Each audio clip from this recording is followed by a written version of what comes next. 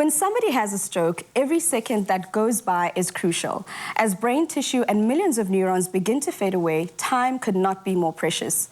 With World Stroke Day approaching this weekend, we are joined by Liberty Head of Brand Strategy and Sponsorships, Maurice Bostander, George Scholar from the Stroke Survivors Foundation, as well as stroke survivor Michelle Bell, to unpack this topic further. Now, health is something that a lot of people are looking towards nowadays. People are being a lot more conscious about their health and what they do. But strokes are about the top 10 leading causes of disability in South Africa, and they account for about 25,000 deaths annually. Why then was it so important for Liberty to support and be part of the Stroke Survivors Foundation? So at Liberty, we're really deeply concerned about how holistic well-being of our clients.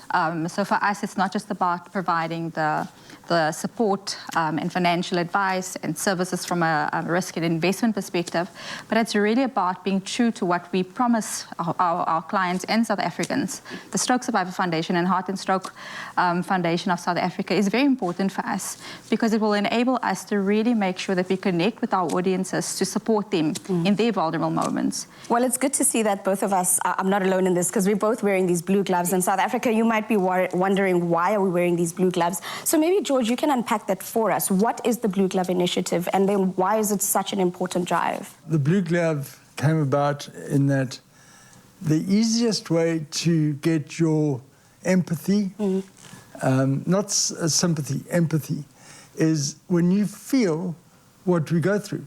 We've done that little test with you writing your name with your normal hand. Now, let's say you have a stroke and it affects your strong side.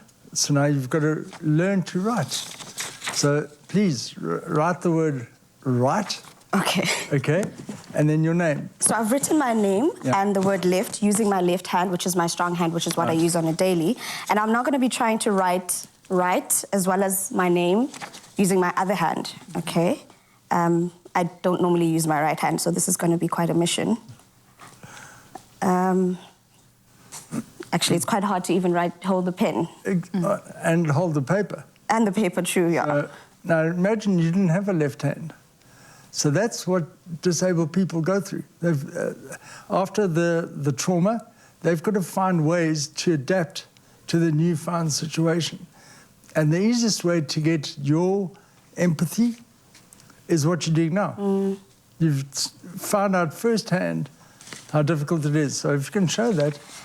And basic example, when you see disabled person, you'll think differently.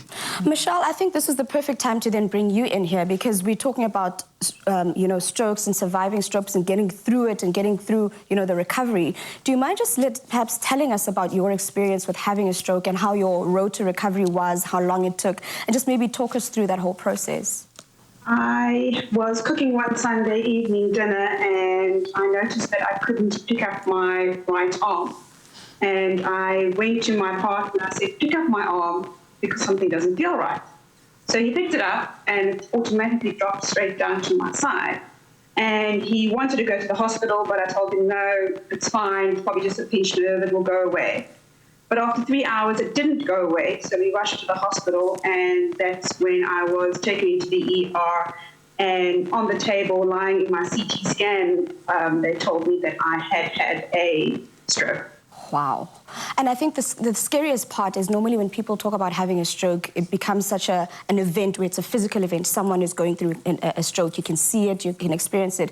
But in this instance, it was something so silent and so simple that you wouldn't even have thought that I'm experiencing a stroke, only to find out when you're going to hospital. Now, Maurice, insurance and health definitely walk hand in hand nowadays, and being that Liberty covers critical illnesses and stuff, are there any trends you've noticed over the last couple of years in terms of a claims processing, specifically when it comes to strokes particularly? Yes, so we conduct a claims stat study every year, and the most recent one that's been released for 2021 definitely shows that stroke is one of the top 5 claims that we receive. So that's quite significant. And furthermore, we've also seen that there's been an increase with women claims coming through specifically. So those are quite interesting stats and information and trends that we've noticed. And that's why this partnership is so important for us to create that awareness. True. And I mean, George, I guess that's when it's important for us to find out, because we're talking about the Stroke Survivors Foundation. How then would you support stroke survivors? The one important point is that with stroke, the reality only hits when you are discharged from hospital. Because whilst in hospital, you've got doctors, nurses, therapists looking after you. So when you're discharged, what do you go home to?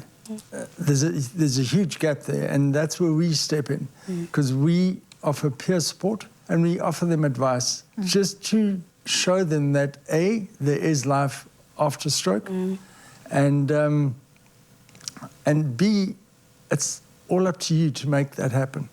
And Michelle, as a stroke survivor yourself, what is the important thing that you feel people need to know when it comes to strokes?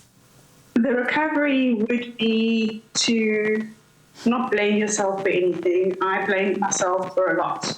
And it's just to move on from that and to look after yourself mentally, physically, and emotionally. Having people around you to support you during the time of recovery and the way forward.